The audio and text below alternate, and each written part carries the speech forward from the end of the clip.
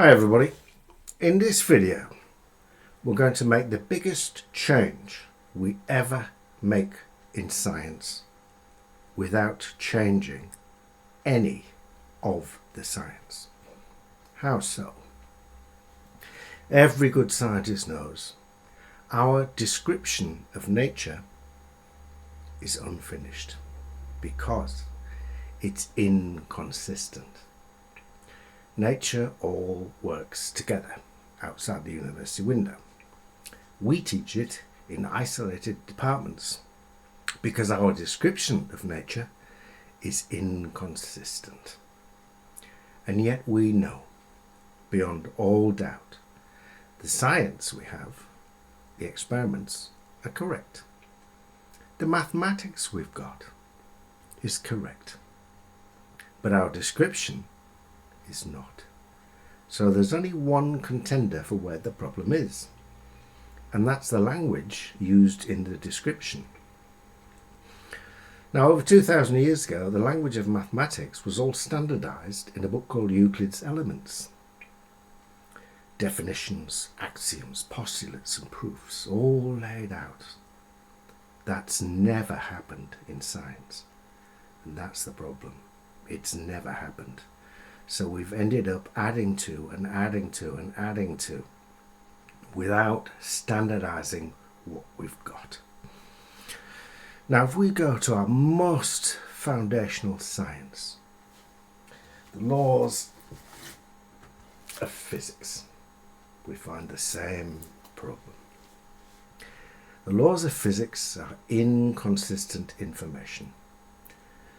So in a court of law, that would be considered not to be a truth. Consistency, all the witnesses telling the same story, means truth. So where is the inconsistency? Well, there's one glaring error which stands straight out at you, and that is gravity. Our very first bit of physics. We still haven't got that one nailed, and yet we know all the physics of gravity is correct. All the mathematics is correct. Otherwise our GPS and mobile phones wouldn't work. But our description of gravity isolates it from every other part of science. And that says, look here, something's wrong. Specifically, one word: curvature. Curvature of space-time as cause of action. There is none.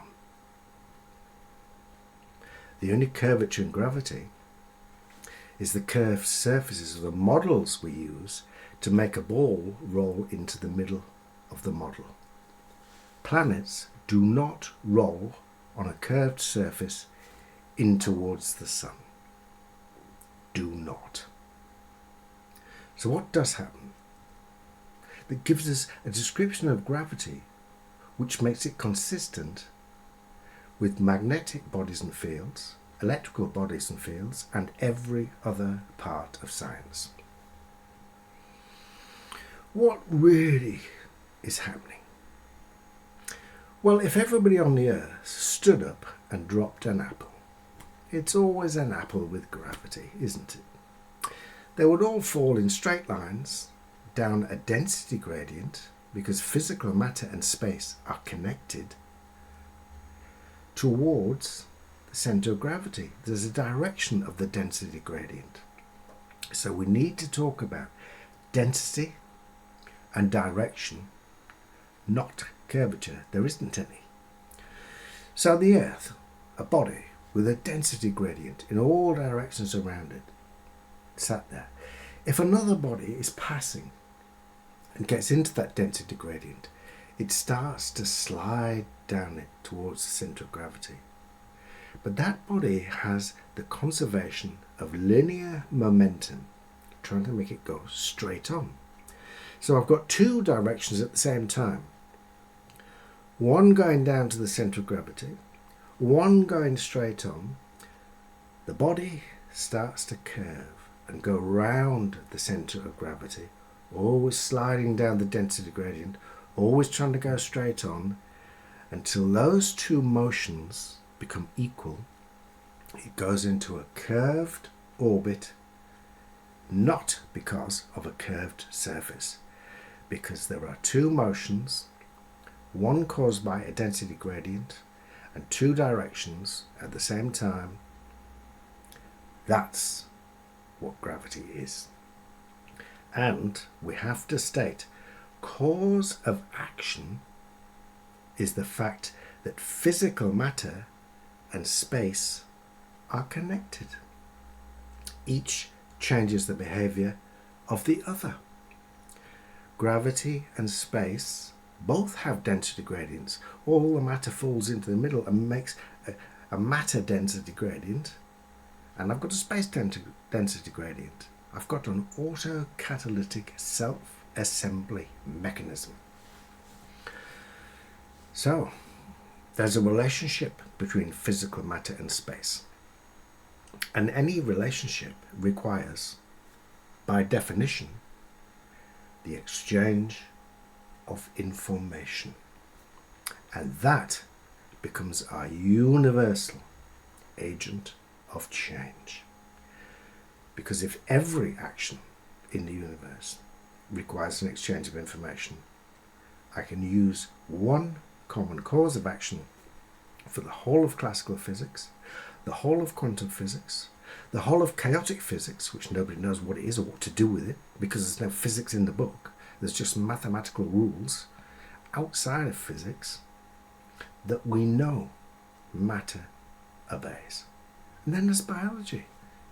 Now, there's an evolutionary biologist called Dennis Noble who's trying to move biology on into something much more modern. So I think he's going to really enjoy a definition for cause of action in biology which is the same as all of physics and human behaviour. Now, when we get physics, which is all deterministic, sitting beside laws of chaos, we see a principle. Deterministic laws, open-ended outcomes. That's been hiding from us because of the language problem.